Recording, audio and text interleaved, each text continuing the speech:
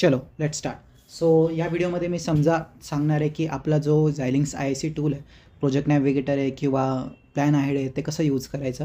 तर एक छोटंसं प्रॅक्टिकल जे आहे अँड गेटचं, जे सरांनी पण सांगितलं होतं. समजा आपल्याला पूर्ण सॉफ्टवेअरचा वर्कफ्लो समजायला की कसं आपण याच्यामध्ये प्रोग्राम किंवा मॉड्यूल टाईप करणार आणि टेस्ट बेंच काय असतं, VHDL मॉड्यूल काय असतं आणि त्याच्यानंतर आपल्याला जी बिट फाईल जनरेट करायची, ती बिट फाईल कशी जनरेट करायची, FPGA प्रोग्रामिंग कशी करायची, हे सगळं मी सांगणार. तर हे सांगायच्या आधी समजा आपल्याला प्रोजेक्ट नॅव्हिगेटर लागणार, ते आपण चालू करून द्यायचं आणि थोडीशी एक थेरी याच्या आधी सांगतो मी की याच्यामध्ये आपल्याला काय काय करायचं आहे. तर आपण स्टार्ट करू. सगळ्यात पहिले आपल्याला काय करायचं की हे सगळं ओपन झाल्यानंतर आता इथं माझं एक आधीचं प्रोजेक्ट ओपन आहे. आपलं आधीचं प्रोजेक्ट आपल्याला क्लोज करायचं, तर आपल्याला नवीन प्रोजेक्ट ओपन करायचं आहे. ठीक आहे, इथं जायचं फाईलमध्ये आणि न्यू प्रोजेक्टवर क्लिक करायचं. न्यू प्रोजेक्टवर क्लिक केलं की आता आपण काय करणार आहे, अँड गेट बनवणार आहे. तर मी याचं नाव देतो अँड_2. ठीक आहे, तर _2 का, कारण की अँडला आपण 2 इनपुट देतो आहे, A आणि B फॉर एक्झाम्पल. ठीक आहे, आता इथं आपल्याला लोकेशन सिलेक्ट करायची असते जेव्हा आपण Windows 10मध्ये करतो. आता ही एक गोष्ट आहे की समजा आपण लॅबमध्ये सर बोलत आहे की Windows 10 यूज करायचं आहे आणि आपण इथं लिनक्स यूज करतो आहे, तर भरपूर गोष्टी चेंज होतात. जसं की फाईल सिस्टम चेंज होतं, याच्यामध्ये फाईल मॅनेजर वेगळं, याच्यामध्ये वेगळं आहे आणि गोष्टी थोड्या चेंज असणार. पण जे फायनल प्रॅक्टिकल आहे, मी अपलोड वगैरे करून बघितलं किटमध्ये, तर बिट फाईलपर्यंत आपल्याला भेटतं. तर मग आपलं प्रॅक्टिकल याच्यामध्ये होऊ शकतं. ठीक आहे, फक्त थोडेसे चेंजेस आपल्याला करायला लागणार. समजा लिनक्स आणि Windows 10मध्ये, तर ते आपण बघूया व्हिडिओमध्ये. ठीक आहे, तर मी काय करेल, समजा आपण एक नवीन फोल्डरच बनवून घेऊया की ज्याच्यामध्ये आपण सगळे प्रोजेक्ट्स ठेवू शकतो. ठीक आहे, तर समजा याचं नाव द्यायचं समजा VLSI प्रॅक्टिकल्स. ठीक आहे, आणि याच्या आतमध्ये आपण नाव देणार की अँड गेट. आपल्याला एक नवीन फोल्डर बनवायचं आहे ज्याच्यामध्ये आपण हे अँड गेटचं प्रॅक्टिकल करू. ठीक आहे, तर याला मी नाव देणार अँड_2. ओके, याला क्लिक करायचं आणि चूज करायचं. तर या फोल्डरमध्ये माझं सगळं सेव्ह होणार या प्रोजेक्ट बाबतीत, की समजा अँड गेट जो मी बनवणार आहे त्याच्या बाबतीत या फोल्डरमध्ये सगळं सेव्ह होणार. इथं टॉप लेवल सर्चमध्ये VHDL सिलेक्ट करायचं, इथं काही चेंजेस नाही करायचं, नेक्स्ट करायचं. ठीक आहे, आता इथं काय काय सिलेक्ट करायचं आहे, जसं की आता जेव्हा तुम्ही फर्स्ट टाईम करसाल तेव्हा इथं दुसरं काहीतरी सिलेक्ट असणार, जसं की हे किंवा हे चेंज असणार, हे चेंज असणार. तर इथं काय करायचं आहे, तर याच्यासाठी आपण थोडीशी पहिले थेरी बघूया आणि मग हे समजेल की काय, कारण की हे मेमोराईज करण्यापेक्षा जर आपल्याला नाव जर माहीत असलं तर थोडंसं सोपं जाईल. ठीक आहे, तर ही थोडीशी थेरी आहे, तर ते मी सांगतो. पहिले तर आपले जे पहिले 6 प्रॅक्टिकल आहे पार्ट A, तर ते हे 6 प्रॅक्टिकल आहे, जे आहे 4 bit ALU, USR, modern counter, memory आणि LCD इंटरफेसिंग. हे जे 6 प्रॅक्टिकल आहे हे आपल्या Xilinx IIC 14.7 होणार आहे. आणि पार्ट B मध्ये पण काही प्रॅक्टिकल्स आहे, जसं की मला वाटतं नियर बाय हां, त्याच्यामध्ये पण 4 प्रॅक्टिकल आहे, जे की आपण दुसऱ्या सॉफ्टवेअरमध्ये करणार आहे. ठीक आहे, तर कसं आहे, हे जे सुरुवातीचे पार्ट याचे प्रॅक्टिकल यांचे फक्त 3 स्टेप्स असतात जे आपल्याला फॉलो करायचे.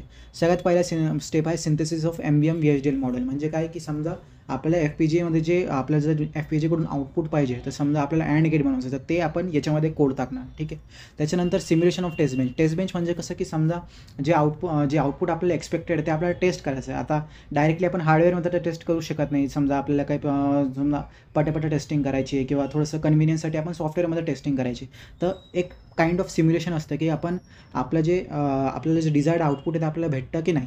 आणि त्याच्यानंतर सिम्युलेशन झाल्यानंतर FPGA प्रोग्रामिंग, म्हणजे लास्टला आपल्याला जे आपण टेस्टिंग केली, सिंथेसिस केलं आणि लास्टमध्ये जाऊन जे बिट फाईल आपल्याला भेटते, जसं आपल्याला मायक्रो कंट्रोलरमध्ये बिट फाईल भेटायची, तसं same to same bit file त्या FPGAमध्ये टाकणार. FPGA म्हणजे एक आपली IC बोलू शकतो किंवा चिप बोलू शकतो, जे आपण यूज करतो आहे. ठीक आहे, आता जे आपण यूज करतो आहे त्याचं नाव हे स्पार्टन 3 IC XC32250 वगैरे, असं खूप लंबं नाव आहे. तर हे जे नाव आहे याच्या नावामध्ये थोडंसं एक मिनिंग आहे आणि ते मिनिंग आपल्याला कळालं की नाव लक्षात ठेवणं पण सोपं होऊन जातं. ठीक आहे, तर ते मी सांगतो. तर सगळ्यात पहिले XC म्हणजे काय, XC म्हणजे आपलं Xilinx कॉर्पोरेशन, ते कंपनीचं नाव आहे. ठीक आहे, याच्यामध्ये काही महत्त्वाचं नाही. त्याच्यानंतर 2S आणि हे E आहे. ठीक आहे, हे 2SE म्हणजे स्पार्टन 3 एनहान्स्ड, असं एक एनहान्स्ड व्हर्जन म्हणून आपण यूज करतो, तर ते त्याच्यात नाव आहे. ठीक आहे, 250 म्हणजे काय, 250 म्हणजे लॉजिक डेन्सिटी आहे. आता लॉजिक डेन्सिटी जी पण असते त्याला आपण इंटू 1000 केलं म्हणजे 250 इंटू 1000, हे एवढं इक्विव्हॅलंट आहे, म्हणजे एवढं पॉवर आहे याची की एवढ्या इक्विव्हॅलंट NAND गेट्सचा आपलं जे FPGA ते काम करू शकतं. ठीक आहे, असं याचं मिनिंग आहे. PQ म्हणजे हे पॅकेज आहे. जसं की आता पॅकेज म्हणजे काय असतं, समजा हे पॅकेज आहे प्लास्टिक क्वाड फ्लॅट पॅकेज आहे. आता हे प्लॅस्टिक म्हणजे कसं की समजा प्लॅस्टिकचं बनलेलं आहे. क्वाड फ्लॅट म्हणजे ही स्क्वेअर असं एक स्क्वेअर शेपचा पॅकेज आहे, ठीक आहे.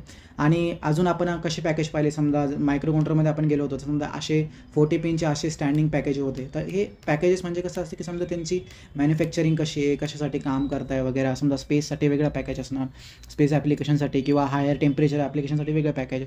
तर आपलं जे पॅकेज आहे ते समजा नॉर्मल रूम टेम्परेचरवर काम करतात, तर ते एवढं जास्त आपल्याला सुटेबल आहे, तर आपण काही जास्त मोठं ड्युरेबल पॅकेज घेत नाही, तर असं आहे, ठीक आहे. त्याच्यानंतर आहे 208 म्हणजे आपल्या जो FPGA जी IC त्याच्यावरती 208 पिन आहे, म्हणजे 4 साईडला 208 पिन, म्हणजे प्रत्येक साईडला 52 पिन्स असणार आहे, ठीक आहे. आणि सगळ्यात शेवटी हे जे -5 आहे, -5 आहे, तर हे स्पीड ग्रेड आहे, जे की -5 किंवा -4 असतं सॉफ्टवेअरमध्ये आपण टाकू शकतो, ठीक आहे. ते मी दाखवेल. ओके. अजून 2-3 गोष्टी सांगायची की समजा हे FPGA तर दाखवलं मी. त्याच्यानंतर समजा जे 208 पिन आहे FPGAच्या, त्या 208 पिनमधून 144 इनपुट आउटपुट पिन आहे, म्हणजे तो 144 इनपुट आउटपुट पिन्स, म्हणजे विचार करू शकता किती मोठा किती पॉवर याच्यामध्ये, 144 इनपुट. आणि त्यानंतर पण 64 पेरिफेरल्स आहे, की समजा पेरिफेरल म्हणजे काय की आपण त्याच्यामध्ये LCD किंवा क्लॉक किंवा समजा आपला ADC लावायचा, ADC म्हणजे ॲनालॉग डिजिटल कन्व्हर्टर, किंवा जे पण पेरिफेरल्स आपण लावू शकतो, बजार वगैरे वगैरे वगैरे, LCD किंवा LED वगैरे, तर ते 64 पेरिफेरल्स पिनसाठी अवेलेबल आहे आपल्याकडे, ठीक आहे. आणि अजून एक टर्म याच्यामध्ये यूज होतो की समजा VHDL मॉडेल. VHDL मॉडेल म्हणजे काय आहे, ॲक्च्युली मॉडेल म्हणजे एक टाईपचा कोडच आहे. जो आपण मॉडेल करणार आहे तो एक टाईपचा कोडच आहे, आणि त्याला आपण VLSIच्या लँग्वेजमध्ये मॉडेल म्हणतो, ठीक आहे. आता याचे 3 पार्ट्स असतात, जसे की आपला कोणता पण कोड आहे, समजा Cचा कोड आहे किंवा C++चा कोड आहे, तर आपण काय करतो, पहिले लायब्ररी डिक्लेअर करतो, मग समजा एंटिटी समजा आपण व्हेरिएबल डिक्लेअर करतो, आणि मग पुढे जाऊन आपण जो पण आपल्याला कोड द्यायचा फंक्शन वगैरे ते करतो. तसंच सिमिलर याच्यामध्ये पण असतं. सगळ्यात पहिले लायब्ररी स्टेटमेंट असतं, मग एंटिटी डिक्लेरेशन असतं. एंटिटी डिक्लेरेशन म्हणजे इनपुट आणि आउटपुट किती आहे, समजा 4 इनपुट आहे, 2 आउटपुट आहे वगैरे वगैरे, तर एंटिटी डिक्लेरेशनमध्ये का. आणि नंतर आर्किटेक्चर बॉडी म्हणजे मेन आपलं लॉजिक, की समजा या इनपुटवरती हे आउटपुट आलं पाहिजे. समजा अँड आहे, अँडमध्ये समजा इनपुट 1 आहे, तर आउटपुट 1 यायला पाहिजे, तर ते आपल्याला याच्यामध्ये डिक्लेअर करायला लागतं, ठीक आहे. आणि एवढं झालं. आता हे इतकी थिअरी झाल्यानंतर आपण समजा हे हा जो पार्ट आहे हा फिल करू शकतो, ठीक आहे. तर इथं पहिले नॉन स्पेसिफाईड ठेवायचं. आपला जो प्रोडक्ट कॅटेगरी हा जनरल पर्पज आहे. त्याच्यानंतर आपला स्पार्टन 3E फॅमिली आहे, 3 एनहान्स, ठीक आहे. त्याच्यानंतर XC250E आपलं हे सेट करायचं, XC3S 250E. त्याच्यानंतर आपला पॅकेज आहे PQ208. हे बघा इथं भरपूर पॅकेजेस आहे, VQ, CP वगैरे वगैरे. त्याचा आपला PQ हा पॅकेज सिलेक्ट करायचा. आणि त्याच्यानंतर स्पीड इथं -4 आणि -4 अवेलेबल, इथं -5 करायचं, ठीक आहे. त्याच्यानंतर सिंथेसिस टूल आपण सिलेक्ट करू शकत नाही, एकच असतं. सिम्युलेटरमध्ये आपल्याला हे सिम्युलेटर नाही पाहिजे, आपल्याला आयसिन पाहिजे, ओके. आणि प्रिफर्ड लँग्वेज आपली VHDL आहे, आपण व्हेरिलॉग नाही करत आहे, ठीक आहे. आणि इथं स्टोअर ऑल व्हॅल्यूज हे नॉर्मलच आहे, ठीक आहे. अजून एक गोष्ट, जेव्हा आपण हे सगळं हे नॉन स्पेसिफाईडच्या जागी ते समजा हे करतो, तर आपण हे इथं सेट नाही करू शकत, तर आपल्याला इथं नॉन स्पेसिफाईड सेट करायचं असतं, ठीक आहे. आता मी हे परत रिसेट झालं तर हे परत करून घेतो, आणि मग आपण पुढे जाऊया. स्पार्टन 3E, त्याच्यानंतर XC250E, आणि इथं PQ208, आणि इथं -5, ओके. हे झालं. त्याच्यानंतर नेक्स्ट करायचं. आता जे पण आपण सिलेक्ट केलं त्याच्या हिशोबाने इथं थोडीशी इन्फॉर्मेशन येते, तर ते इन्फॉर्मेशन आपण रीड करू शकतो. याचं आपल्याला सध्याच काही काम नाही. इथं फिनिशवर क्लिक करायचं, ओके. हे फिनिश झाल्यानंतर आपल्या काय काय गोष्टी तर माहीत हव्या, जसं की आता काय काय म्हणजे जे टर्म्स आपण यूज करणार.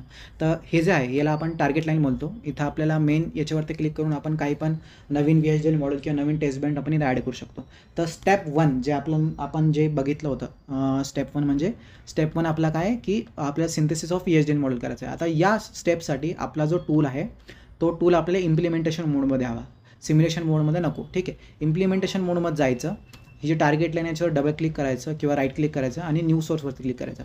जेव्हा आपण पहिल्या स्टेपसाठी करतो, जेव्हा इम्प्लिमेंटेशन मोडमध्ये जातो आहे, तर आपल्याला VHDL मॉड्यूल इथं सिलेक्ट करायचं, आणि जे आपण सुरुवातीला नाव दिलं होतं एंटिटीला, तोच नाव इथं परत द्यायचं, ठीक आहे. &_2 आपण जे आपण सेव्ह केलं होतं ते आपण नाव इथं परत द्यायचं, ठीक आहे. आणि परत एकदा VHDLवर सिलेक्ट करायचं, &_ इथून नाव दिलं, नेक्स्ट, आणि मग नेक्स्ट करायचं, ठीक आहे. आता हे आपल्याला विचारतं इनपुट किती द्यायचे, आउटपुट, इनपुट आणि आउटपुटचे नावं द्यायचे, ठीक आहे. आता हे सांगतो मी याच्यासाठी काय. तर परत आपण याची थोडीशी थेरी बघूया. तर मी याच्यामध्ये आलो. ठीक आहे. आता आपल्याला माहिती आहे अँड गेट म्हणजे काय. अँड गेट आपला असा दिसतो, त्याच्यामध्ये 2 इनपुट असतात ए आणि बी फॉर एक्झाम्पल, आणि त्याचा आउटपुट समजा आपला वाय. ठीक आहे. तर अँड गेटचा ट्रूथ टेबल आपल्याला इथं आपण इथं बनवून घ्यायचा 0 0 0 1 1 0 1 1. ठीक आहे. मेन सगळ्यात गोष्ट असणार की समजा प्रॅक्टिकलमध्ये आपल्याला स्टार्ट करायच्या आधी ही ब्लॉक डायग्राम असणार की आपल्याला इनपुट्स किती आणि आउटपुट किती आहे. तर अँड गेट एकदम सिम्पलेस्ट सिस्टम आहे जो आपण बनवू शकतो. तर याच्यामध्ये 2 इनपुट असतात ए आणि बी, याचा ॲरो असा दाखवायचा आणि आउटपुटला वाय असणार तर त्याचा ॲरो असा आहे ना. आणि हे जे आतमध्ये जे नाव आहे and_2 हे नाव सगळ्यात जास्त मेन आहे. हे नाव आपल्याला throughout the project entity VHDL मॉडेलचं नाव किंवा टेस्ट बेंचचं नाव असे नावं आपल्याला खूप महत्त्वाचे आहे. तर ते आपण लक्षात ठेवायचे. आता हे जे and_2 नाव जे मी सेंटरला ब्लॉक डायग्राममध्ये दिलं आहे तेच नाव मी इथं सॉफ्टवेअरमध्ये देणार आहे. ठीक आहे. तर आता आपण इथं डिक्लेअर करायचं की समजा इनपुट काय आउटपुट काय. तर मी इथं ए इनपुट देणार आहे आणि बी पण इनपुट देणार आहे आणि वाय माझा आउटपुट असणार आहे. तर वाय इथं आउटपुटसाठी चेंज करायचं. ठीक आहे. हां, अजून एक गोष्ट इथं जे आर्किटेक्चर नाव आहे इथं बाय डिफॉल्ट बिहेवियर असं नाव आहे. तर आपण याचं नाव चेंज करून $_2_ARCH असं नाव देऊया. ठीक आहे. आता पुढच्या प्रॅक्टिकल्ससाठी आपल्याला हे बस वगैरे लागणार आहे. हे बस वगैरे काय हे मी नेक्स्ट टाईमच डिस्कस करणार की समजा पण थोडंसं शॉर्टमध्ये सांगून देतो. समजा आपल्याला एक 4 बिटचा इनपुट द्यायचा आहे. फॉर एक्झाम्पल समजा आपल्याला नंबर द्यायचा आहे 0 1 1. ठीक आहे. तसं 0 1 1 0 असा नंबर द्यायचा इनपुटमध्ये. तर आपण बसवरती क्लिक करणार की समजा तो जो ए इनपुट आहे तो 4 बिटचा आहे. पण सध्या अँड गेटसाठी आपण सिंगल इनपुटवरच काम करतो, सिंगल बिटवरच काम करतो. तर आपल्याला इथं बसची गरज नाही आहे. ठीक आहे. त्याच्यानंतर नेक्स्ट करायचं. हे आपल्याला परत एक समरी देतं. ते समरी आपल्याला बघायची गरज नाही. फिनिशवर क्लिक करायचं. ओके. आता याच्यानंतर हा आपला VHDL मॉड्यूल जो आपल्याला थोडंसं रेडीमेड भेटतो. याच्यामध्ये ही लायब्ररी आपल्याला रेडीमेड भेटते आणि हे एंटिटी डिक्लेरेशन आपल्याला रेडीमेड भेटतं. आणि इथून बिगिनपासून आपण सुरुवात केलं की आपला मेन आर्किटेक्चर आहे ज्याच्यामध्ये आपण टाकणार की इनपुटच्या हिशोबाने आउटपुट काय यायला हवं. ठीक आहे. आता आपल्या सिम्प्लिसिटीसाठी हे जे ग्रीन कलरचं आहे हे सगळं आपल्या सिम्प्लिसिटीसाठी आपण कट करू शकतो. हे कमेंट्स असतात डॅश डॅश यूज करून. ठीक आहे. हे आपण कट करूया आणि फुल स्क्रीन करण्यासाठी इथं डबल राईट क्लिक करून VHDL वरती फ्लोट करू शकतो. ठीक आहे. आता आपल्याला इथं लॉजिक द्यायचं आहे. तर लॉजिक काय आहे बिगिनपासून सुरुवात करायचं. तर आपल्याला वाय इज इक्वल टूला VHDLमध्ये असं लिहिता ए आणि बीचं अँडिंग. तर ए अँड बी. ठीक आहे. आता ही लँग्वेज केस सेन्सिटिव्ह नाही आहे. आपण याला स्मॉल लेटर्समध्ये स्मॉल केसमध्ये पण टाईप करू शकतो. पण ठीक आहे एवढं किंवा कॅपिटलमध्ये पण करू शकतो. ठीक आहे. आता हे झालं आपला मेन लॉजिक की समजा Y is equal to A and B. आता हे अँड गेट खूप जास्त सोपं आहे म्हणून एकच लाईन आपल्याला इथं गरज पडणार आहे. ठीक आहे. आता याच्यानंतर काय करायचं परत टार्गेट लाईनवर क्लिक करायचं. टार्गेट लाईनवर क्लिक केल्याशिवाय हे जे खालचं जे आहे आपल्याला दिसत नाही. ठीक आहे. इथं क्लिक केलं त्याच्यानंतर आपल्याला करायचं सिंथेसिसमध्ये जायचं. सिंथेसिसवर डबल क्लिक करायचं किंवा राईट क्लिक करायचं. डबल क्लिक केल्यापेक्षा अवॉइड करून हे रनचं बटनवर क्लिक करायचं. ठीक आहे. हे रनवरचं बटनवर क्लिक केलं की आपल्याला ते विचारते की चेंजेस सेव्ह करायचे का. चेंजेस सेव्ह करायचे यस. आणि आता हे सिंथेसिस होतं. आता जेव्हा आपण विंडोज 10मध्ये हे करतो कधी कधी सिंथेसिस फेल होऊन जातं. तर आपण काय करायचं समजा वेळ लागला त्याला राईट क्लिक करून स्टॉप करायचं आणि परत रिरन ऑल करायचं. पण याच्यामध्ये लिनक्समध्ये याची गरज पडत नाही कारण की खूप जास्त ऑप्टिमाइज्ड आहे.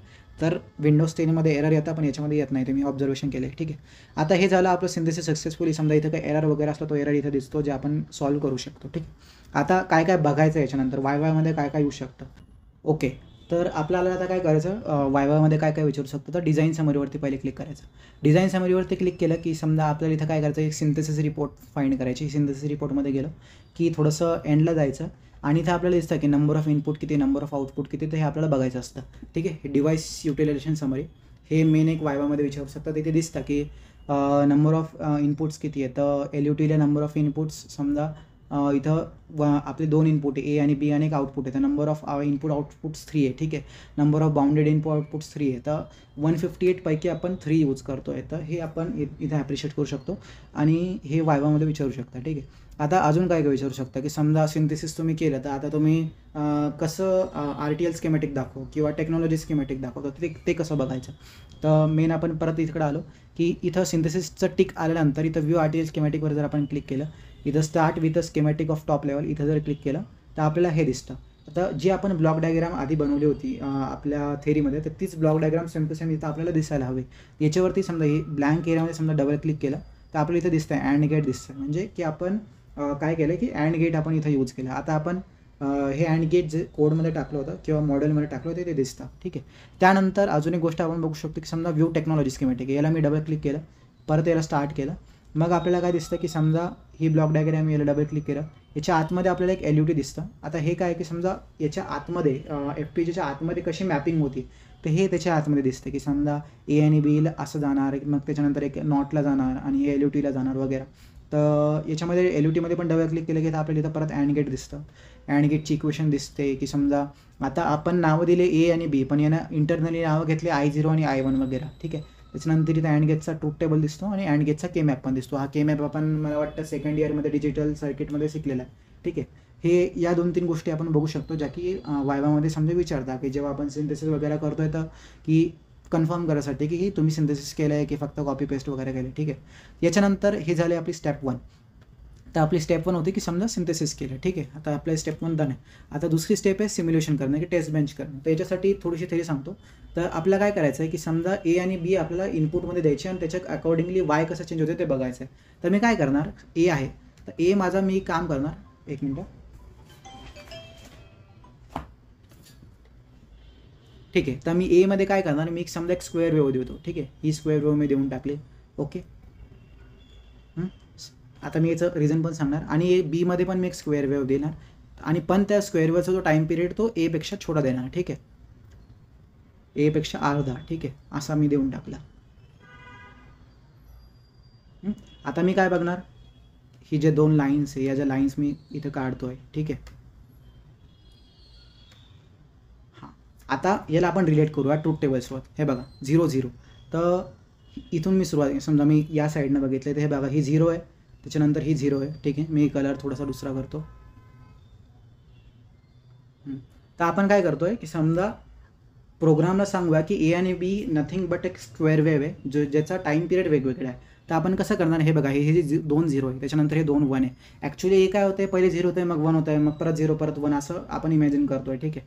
आणि B पण पहिले 0 आहे नंतर 1 आहे, 0 आहे नंतर 1 आहे. पण फरक काय आहे की A जो आहे तो 2 वेळेस 0 आहे आणि B काय एकच वेळेस 0 आहे. तर आपण असं करू शकतो की समजा टेस्ट बेंचला असं सांगू शकतो की A आणि B एक स्क्वेअर वेव्ह आहे नथिंग, पण दोघांचा टाईम पिरियड वेगळा आहे आणि A जे आहे एक पर्टिक्युलर समजा एक टाईम सांगतो समजा 80 नॅनोसेकंड. ठीक आहे. तर 80 नॅनोसेकंडसाठी A 0 आहे, पण तेवढ्याच ह्याच्यात B 40 नॅनोसेकंडसाठी 0 आहे आणि पुढच्या 40 नॅनोसेकंडसाठी B 1 आहे. ठीक आहे. आणि मग परत 0 आणि परत 1. म्हणजे हे स्क्वेअर वेव्हच्या हिशोबाने मी सांगू शकतो की समजा टेस्ट बेंचला की असं A आणि B व्हॅरी करत आहे आणि मग त्याच्या अकॉर्डिंगली आपलं Y जे आपल्याला आउटपुट भेटायचं ते Y आपल्याला आउटपुट भेटेल. ठीक आहे. तर हे आपण टेस्ट बेंचला सांगणार. तर ते कसं करायचं, आता याचं आपलं काम झालं, याला आपण क्लोज करू शकतो. हे जे आपले जी स्केमॅटिक्स आहे या स्केमॅटिक्सला क्लोज केलं. आता स्टेप नंबर 2 साठी जे आपली स्टेप नंबर 2 आहे त्याच्यासाठी आपला जो मोड आहे तो सिम्युलेशन मोड हवा. ठीक आहे. परत टार्गेट लाईनवर क्लिक करायचं, डबल क्लिक करायचं, न्यू सोर्सवर क्लिक करायचं. न्यू सोर्सवर क्लिक केल्यानंतर आपण स्टार्टिंगला व्हेरिलॉग मॉड्यूल सिलेक्ट केलं होतं. आता आपल्याला VHDL मॉड्यूल सिलेक्ट केलं होतं. आता आपल्याला VHDL टेस्ट बेंच क्लिक करायचं. ठीक आहे. आता इथं नाव द्यायचं and_2. आता जर आपण इथं and_2 नाव देऊन टाकलं, तिथं आपण इथं वरती बघू शकतो and_2.VSD हे फाईलमध्ये जाऊन सेव्ह होत आहे. जे आपण प्रोजेक्ट फोल्डर दिलं तिथे जाऊन सेव्ह होत आहे. तर जर समजा आपण टेस्ट बेंचचा आणि मॉड्यूलचं नाव सेम दिलं तर हे दोघं कॉन्फ्लिक्ट होऊ शकतात.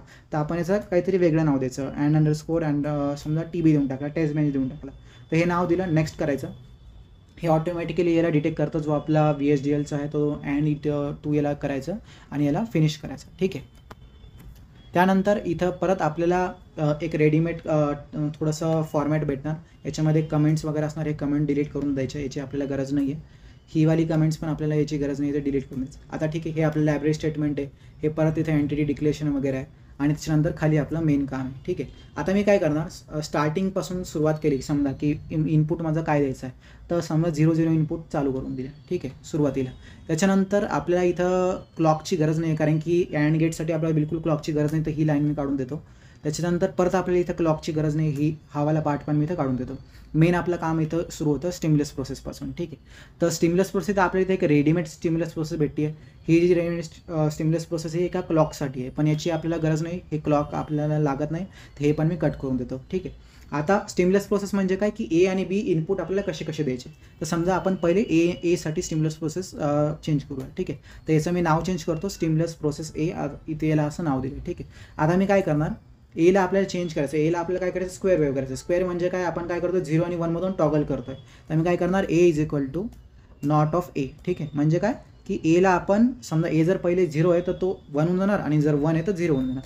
आता किती वेळ नंतर 0 करायचं, समजा वेट फॉर 80 नॅनोसेकंड, ठीक आहे, नॅनोसेकंड NS, ठीक आहे. तर 80 नॅनोसेकंडसाठी ए 0 असणार आणि मग परत 1 होऊन जाणार, 1 आणि मग 0 होणार, मग 1 होणार, 80 नॅनोसेकंड्सनं हे सायकल कंटिन्यू होणार, ठीक आहे. आता जे पण असणार, फॉर एक्झाम्पल स्टार्टिंगला 0 असेल, स्टार्टिंगला 1 असेल, जे आपण चेंज करू शकतो, असं काही विषय नाही, ठीक आहे. त्यानंतर सेम मला बीसाठी पण करायचं आहे, बी इथं लिहून देणार, त्याच्यानंतर इथं बी चेंज करणार, इथं एच्या जागी परत बी करून देणार, इथं एच्या जागी परत बी करून देणार आणि मग आता बीचा टाईम पिरियड आपल्याला छोटा द्यायचा आहे, अर्धा द्यायचा आहे ॲक्च्युली, तर आपण इथं 40 करून देणार. हे आपला टेस्ट बेंच रेडी झालं, ठीक आहे. आणि सुरुवातीला मी काय करतो आहे, हे ए आणि बी आहे, हे 0-0च्या जागी समजा मी 1-1 देतो आहे, कारण की आपल्याला आउटपुट समजा स्टार्टिंगपासून बघायचं आहे. 0-0 पहिले 0-0ला 1 आलं पाहिजे, मग 0-1ला 1 आलं पाहिजे, ते आपल्या वेवफॉर्ममध्ये तसं दिसायला पाहिजे, म्हणून 0च्या जागी मी इथं 1 देणार, ठीक आहे.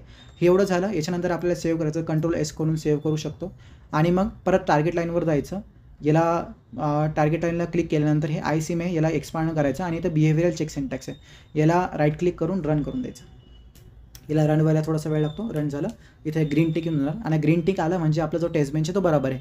हां, याच्यामध्ये ग्रीन टिक म्हणजे हे फक्त सिंटॅक्स चेक करतं, लॉजिकल काही पण चेक करत नाही, तर ते लॉजिक आपल्यालाच बिल्ड करायला लागतं. त्याच्यानंतर सिम्युलेट बिहेवियर मॉडेल याच्यावर क्लिक करून रन करायचं. ओके, याला पण रन होऊ द्यायचं आणि याच्यानंतर आपल्याला वेवफॉर्म दिसायला लागतं, ठीक आहे. हे रन झालं. आता इथं वेवफॉर्म येतं. आता आपल्याला काय करायचं आहे, वेवफॉर्म बघायचे आहे, पण आपल्याला पूर्ण कंप्लीट वेवफॉर्म एका ग्लॅन्समध्ये नाही दिसत आहे, त्याला आपण झूम आउट करणार, ठीक आहे. तर इथं झूम आउटचं बटन असतं, हे वालं बटन आहे, ठीक आहे. आता हे पण बघू शकतो, इथं समजा मी कर्सरवर आणलं की हे बघा 0-0ला आउटपुट 1 आहे, हे बघा, हे ए, हे बी आहे आणि हे वाय आहे, ठीक आहे. 0-0ला आउटपुट 0 आहे, 0-1ला 0 आहे, 1-0ला 0 आहे आणि 1-1ला 1 आहे. परत 0-0ला 0, 0-1ला 0, 1-0ला 0 आणि 1-1ला 1, ठीक आहे. तर हे माझं अँड गेटचं आउटपुट इथं असं दिसतं आहे. आता जसं हे काय करतं आहे की समजा पूर्ण वेळेसाठी अँड आणि ए आणि बीला नॉट वगैरे करत बसते 80 सेकंड आणि 40 नॅनोसेकंडला आणि याचं प्रोसेस कंटिन्यू चालते, असा वेवफॉर्म आपल्याला दिसतो आणि वायचा वेवफॉर्म आउटपुटमध्ये असा येतो.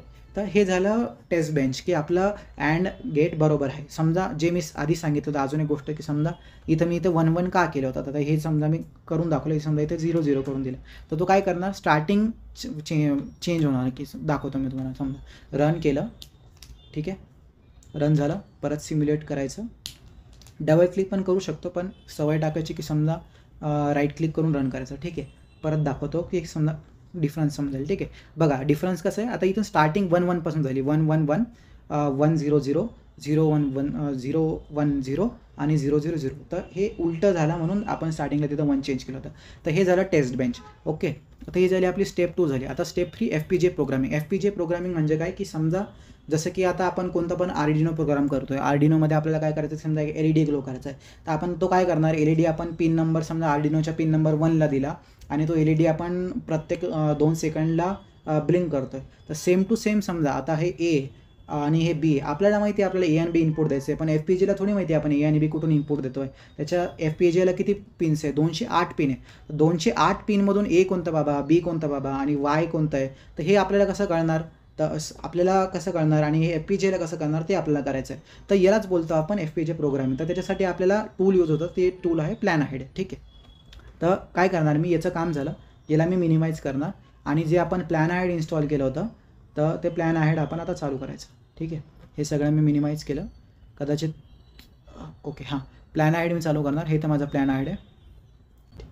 ओके, तर इथं आपलं प्लॅनहाईड चालू झालं आहे. याच्यामध्ये आपण समजा पिन नंबर वगैरे देणार, की कोणत्या पिनला ए द्यायचं आहे, कोणत्या पिनला बी द्यायचं आहे आणि यासाठी आपल्याला एक गोष्ट लागणार आहे. तर मी काय केलं, की आपला जो शेअर्ड फोल्डर आहे, जो आपण सेटअप केला होता मागच्या व्हिडिओमध्ये, तर शेअर्ड फोल्डरमध्ये ही जी आपली जी बोर्डची मॅन्युअल आहे, जी आपल्याला लॅबमध्ये अवेलेबल, ही मॅन्युअल आपल्याला बघायला लागेल आणि या मॅन्युअलमध्ये पेज नंबर 9वरती जर आपण गेलो, ठीक आहे, तर आपल्याला जे इनपुट्स वगैरे जे दिसतात, ठीक आहे. तर मी ते दाखवतो, एक मिनटं. Page number 9. ओके, हां, हा टेबल आपल्याला महत्त्वाचा आहे. तर काय, आपल्या जे किट आहे त्याच्यावरती 4 DIP स्विचेस आहे आणि ते स्विचेस ना ॲक्च्युली आपल्या जे छोटे छोटे LED आहे त्यांच्याशी पण कनेक्टेड आहे. जर समजा मी किटचा फोटो दाखवतो तुम्हाला, एक मिनटं. ओके, तर हा किटचा फोटो आहे. तर आपण बघू शकतो हे जे 4 स्विचेस आहे, 4 बस दिसत आहे किंवा 4 लाईन्स दिसत आहे रेड कलरच्या. तर हे आपले 4 स्विचेसचे बँक आहे ॲक्च्युली हे आहे ते दिसत आहे. आणि हे जे 7 पुश बटन स्विचेस 7 का 8 आहे मला वाटतं 8 स्विच पुश बटन्स आहे.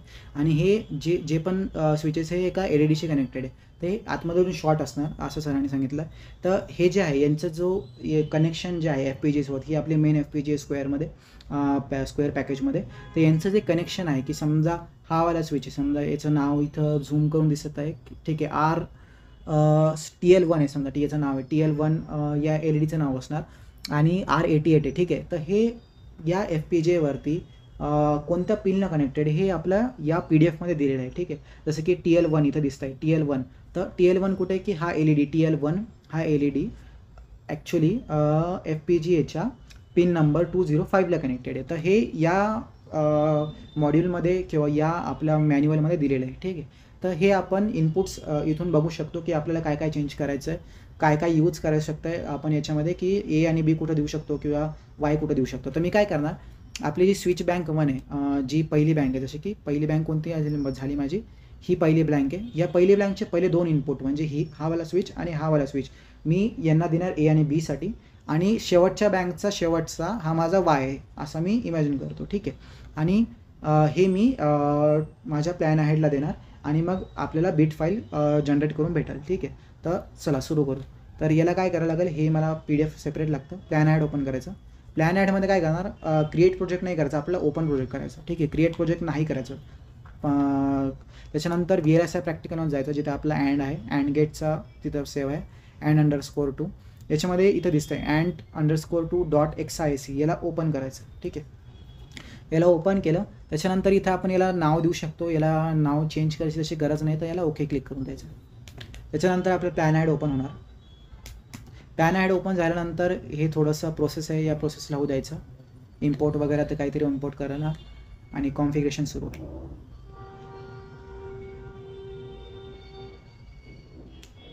ओके, याच्यानंतर ओके क्लिक करायचं आणि परत ओके क्लिक करायचं, परत ओके क्लिक करायचं.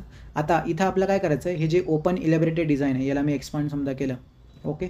तर याच्यावरती क्लिक करायचं एकदा ओपन इलॅबोरेटेड डिझाईन. मग परत एक छोटीशी प्रोसेस होणार, ती प्रोसेस होऊ द्यायची.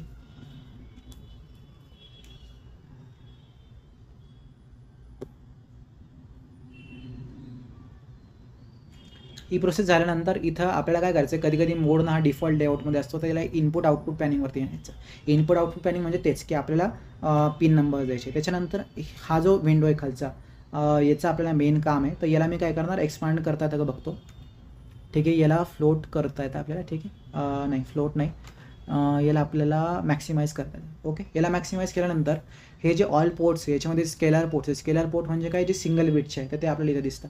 आता इथं काय करणार मी, हे जे साईट दिसतं या साईटमध्ये आपण टाकायचं की आपल्याला कोणतं इनपुटला पाहिजे. जसं की मी सांगितलं आपल्याला काय करायचं आहे, पहिले जे 2 आहे त्यांना आपल्याला A आणि B द्यायचं. तर TL1 आणि TL2ला मी देतो. त्याच्यानंतर ही जी आहे हा दुसरा FPGA आपला जो FPGA तो 208वाला आहे, तर मी 205 आणि 206ला A आणि B देणार, ठीक आहे. तर P205 एंटर आणि खाली एंटर क्लिक केलं. आता त्याला डबल क्लिक करायचं, मग P206 एंटर आणि याला डबल क्लिक करायचं. त्याच्यानंतर लास्टवाला मी काय देणार, समजा मी शेवटचा बँकचा शेवटचा देणार, समजा TL32 देणार, ठीक आहे. तर TL32ला P153 नंबर आहे, तर तो मी तिथे लिहिणार P153, ओके एंटर. ओके, हे माझं काम झालं. त्याच्यानंतर काय करायचं, याला परत मिनिमाइज करणार मी इथून. याला मिनिमाइज केलं, हे ऑटोमॅटिकली इथं लागलं आहे. आता याच्यानंतर काय करणार मी, हे इथं सेव्ह कन्स्टेंट नावाचं एक बटन येतं, या सेव्ह कन्स्टेंटवर क्लिक करायचं. आता इथं फाईलचं नाव द्यायचं. आता ही जी फाईल आहे या फाईलचं एक्सटेन्शन असणार UCF, म्हणजे इनपुट आणि आउटपुटचे आपण इथं हे केलं आहे. तर याचं UCF नाव एक्सटेन्शन असणार आहे, पण याचं काहीतरी नाव द्यायचं, समजा and_UCF याला मी असं नाव देईल. त्याच्यानंतर आपल्याला काय करायचं, फाईल लोकेशन सिलेक्ट करायचे. तर फाईल लोकेशनमध्ये जायचं, चूज लोकेशनमध्ये जायचं आणि बाय डिफॉल्ट हे काय करणार की जे आपण सिलेक्ट केलं आहे कशामध्ये की प्लॅन आपल्या प्रोजेक्ट नॅव्हिगेटरमध्ये बाय डिफॉल्ट इथं येऊन जातं. त्याला असंच राहू द्यायचं आणि सिलेक्ट करून द्यायचं, ठीक आहे. हे झाल्यानंतर ओकेवर क्लिक करायचं. हे आपलं काम झालं. आता काय करणार आहे की आपलं जो UCF फाईल आहे ती जनरेट होऊन तिथं सेव्ह होऊन जाणार. तर आता ती UCF फाईल तिथं गेली का नाही गेली ते कसं बघणार आपण, की आपण काय करायचं, डेस्कटॉपवरती जायचं, फाईल मॅनेजर इथं ऑलरेडी ओपन आहे. तर मी काय करणार, ISCमध्ये जाणार, त्याच्यानंतर आपलं VLSI फोल्डर, VLSIमध्ये गेलो, अँडमध्ये गेलो आणि इथं आपल्याला आता UCF फाईल आहे की नाही सर्च करायचं. तर मला लिस्ट व्ह्यूमध्ये टाकतो. UCF फाईल आपल्याला इथं बघायची, इथं आली असणार कुठेतरी .UCF,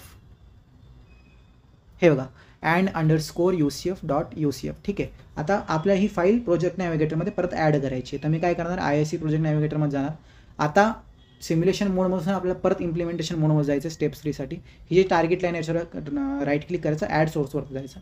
ॲड सोर्समध्ये आपल्याला इथं गेलो की आपल्याला UCF फाईल दिसणार. हे UCF फाईलवर क्लिक करून ओपनवर क्लिक करायचं. ठीक आहे.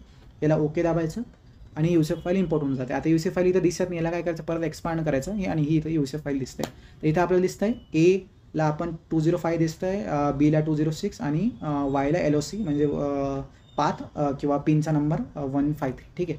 आता काय करायचं, परत टार्गेट लाईनवर क्लिक करायचं आणि आपलं सिंथेसिस इथं झालं. आता आपल्याला काय करायचं, जनरेट प्रोग्रामिंग फाईल जो आपला लास्ट स्टेप आहे, ज्याच्यानंतर आपल्याला बिट फाईल भेटते. ठीक आहे. तर ही जनरेट प्रोग्रामिंग फाईलला राईट क्लिक करून रन करायचं.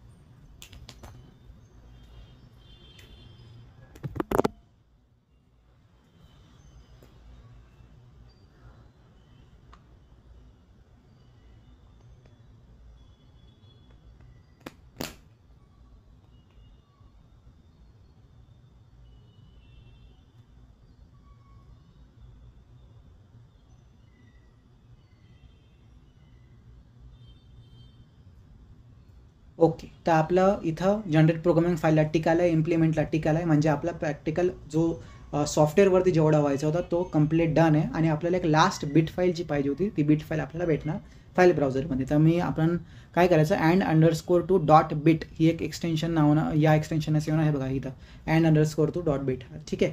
तर हे झालं आपला जेवढा पार्ट आपल्याला लिनक्समध्ये करायचा होता किंवा व्हर्च्युअल बॉक्समध्ये जेवढं काम करायचं होतं सगळं काम आत्तापर्यंत झालं आहे. ठीक आहे. आता याच्यानंतर काय करायचं, आपल्याला किटमध्ये ही बिट फाईल टाकायची. त्याच्यासाठी आपल्याला काय करायला लागेल, एकदा बॅकस्पेस करायचं. ठीक आहे. बॅकस्पेस होत नाही आहे, ISCमध्ये जायचं, VLSI प्रॅक्टिकल. ठीक आहे. त्याच्यानंतर हे अँड आणि हा जो फोल्डर आहे आपला अँडचा, तर हा आपल्याला अख्खाच्या अख्खा कॉपी करायचा. ठीक आहे. हा अख्खा मी कॉपी केला, परत बॅकस्पेस दाबलं आणि जो आपला शेड जे आपण क्रिएट केलं होतं हे शेड व्हर्च्युअल मशीन, इथं जायचं आणि इथं हा पेस्ट करून द्यायचा. ठीक आहे. इथं आपण हा पेस्ट केला, हा फोल्डर इथं कंप्लीट पेस्ट झाला.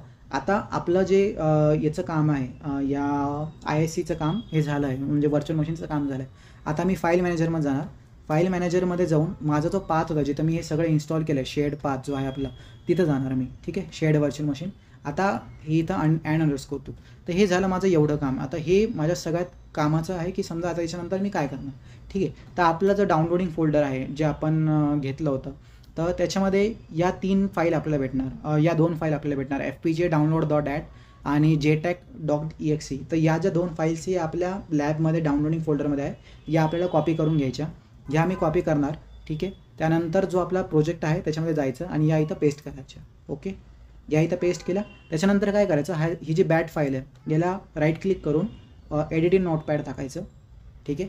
एडिट इन नोटपॅड गेलो की इथं दिसतं आहे आपल्याला, इथं सरांना इन्स्ट्रक्शन दिलं की replace CND3bit.bit with the bit file of your name. तर आपल्या बिट फाईलचं नाव काय आहे, आपली बिट फाईल इथं आपल्याला दिसणार की समजा हे बघा and2.bit. तर याला मी कॉपी करणार आणि याला नोटपॅडमध्ये जाऊन इथं नाव रिप्लेस करून द्यायचं. ठीक आहे. नाव रिप्लेस केलं. त्याच्यानंतर याला सेव्ह करायचं. सेव्ह केल्यानंतर याला क्लोज करून द्यायचं. ठीक आहे. आता हे करायच्या आधी याच्यानंतर एक आपल्याला काय करणार की आपण डिव्हाइस मॅनेजर लागणार. ठीक आहे. तर डिव्हाइस मॅनेजरमध्ये जायचं. जेव्हा पण आपण किट कनेक्ट करतो, आता माझ्याकडे सध्या तर हार्डवेअर नाही आहे, पण जेव्हा आपण किट कनेक्ट करतो तर आपल्याला इथं युनिव्हर्सल सिरियल बसमध्ये एक USART किंवा युनिव्हर्सल किंवा सिरियल असं काहीतरी लिहून येतं आणि जे आपली किट कनेक्ट झाल्यानंतर हे जे कंप्लीट जे एवढं हा जो डिव्हाइस मॅनेजर हा रिफ्रेश होतो. त्याच्यानंतर आपल्याला इथं किट कनेक्ट झाल्यानंतर इथं दिसायला लागतं याच्यामध्ये, इथं 4th ऑप्शन म्हणून दिसणार माझ्या याच्यात, तुमच्या याच्यात काही वेगळं पण दिसू शकतं. ठीक आहे. तर हे किट कनेक्ट झाल्यानंतर होतं. त्याच्यानंतर आपल्याला काय करायचं आहे, बॅट फाईल जी आहे ही बॅट फाईल आपल्याला रन करायची आहे. पण एक एरर येतो सुरुवातीला, कारण की आपल्याला जे नेसेसरी ड्रायव्हर्स आहे याच्यासाठी, कारण की आपण विंडोज 11मध्ये आपल्याला आपण आधी हे सिरियली काही डाटा वगैरे किंवा सिरियली कोणती किट अजून आजपर्यंत कनेक्ट नसेल केली, तर आपल्याला याला काही ड्रायव्हर्स लागणार आहे. तर ते जे ड्रायव्हर्स आहे ते मी खाली जी एक ड्राईव्हवरती लिंक आहे त्या लिंकमध्ये हे ड्रायव्हर्स दिले. तर हे 2 ड्रायव्हर्स आहे, एक CMD हे वालं आणि हे दुसरी झेप. दोन्ही ॲक्च्युली सेमच आहे, पण याला एक्स्ट्रॅक्ट करायचं. एक्स्ट्रॅक्ट केल्यानंतर हे जे सेटअप आहे हे सेटअप एकदा रन करून घ्यायचं. ओके, हे सेटअप एकदा एक्स्ट्रॅक्ट करून नेक्स्ट क्लिक केलं की हे खूप सोपं आहे. हे एकदा रन करून घ्यायचं. याने काय होतं, जे आपले FTDI जे ड्रायव्हर जे सिरियल कम्युनिकेशनसाठी लागतात ते इन्स्टॉल होऊन जातं आणि मग किट आपली डिटेक्ट व्हायला लागते. त्याच्याशिवाय किट डिटेक्ट होत नाही. तर हे एक इन्स्टॉल करायला लागेल. त्याची लिंक मी खाली डिस्क्रिप्शनमध्ये दिली आहे ड्राईव्हमध्ये, तर त्याच्यामध्ये ते भेटून जाईल. ठीक आहे, हे केल्यानंतर काय करणार आपण की जे आपली किट कनेक्ट करायची आणि किट कनेक्ट केल्यानंतर जो आपला जिथे आपण जी बिट फाईल जी लावली होती, ही जी बॅट फाईल आहे याला राईट क्लिक करून ओपन करून द्यायचं. ठीक आहे, तर सध्या माझ्याकडे किट नाही आहे तर हे क्रॅश होणार. आणि जर किट असली, किट कनेक्ट झाल्यानंतर ड्रायव्हर करेक्ट झाल्यानंतर किट कनेक्ट झाल्यानंतर आपण याच्यावर क्लिक केलं की आपल्याला थोडंसं टेक्स्ट वगैरे दिसतं, त्याच्यामध्ये अपलोड होऊन जाणार आणि मग आउटपुट आपण किटमध्ये चेक करू शकतो. ठीक आहे, तर एवढी सगळी प्रोसेस आहे जी आपण फॉलो करायची असते. आणि हे आपलं अँड गेटचं प्रॅक्टिकल झालं. आता सिमिलर फ्लोनं आपण दुसरे प्रॅक्टिकल्स करू शकतो. एकदा आपल्याला फ्लो कळाला सॉफ्टवेअरचा की बाकीचे प्रॅक्टिकल्स खूप सोपे आहे. जो आपल्याला सरांकडून रेडीमेड आपल्याला मॉड्यूल भेटतं तो मॉड्यूल टाईप करायचा, टेस्ट बेंच टाईप करायचा आणि टेस्ट बेंच मेन समजून घ्यायचं आणि मग बिट फाईल भेटली की ती बिट फाईल आपल्या हार्डवेअरमध्ये टाकून आउटपुट चेक करायचं. एवढंच आपल्याला काम असतं. ठीक आहे, तर जेवढं सगळं सांगायचं होतं तेवढं सगळं मी सांगितलं आहे. माझा पार्ट डन आहे आणि आपण याच्यानंतर बाकीचे जे एक्सपेरिमेंट्स आहे जसं की 6 ॲक्च्युअल एक्सपेरिमेंट आहे. हा अँड गेट काय ॲक्च्युअल एक्सपेरिमेंट नाही, हा फक्त समजण्यासाठी मी समजवलं आहे आणि सरांनी पण फर्स्ट लॅबमध्ये हे शिकवलं होतं. तर हे करून बघायचं आणि हे एकदा केलं की त्याच्यानंतर बाकीचा फ्लो जो आहे तो सिमिलरचे सगळ्या एक्सपेरिमेंटसाठी. ठीक आहे, थँक्यू.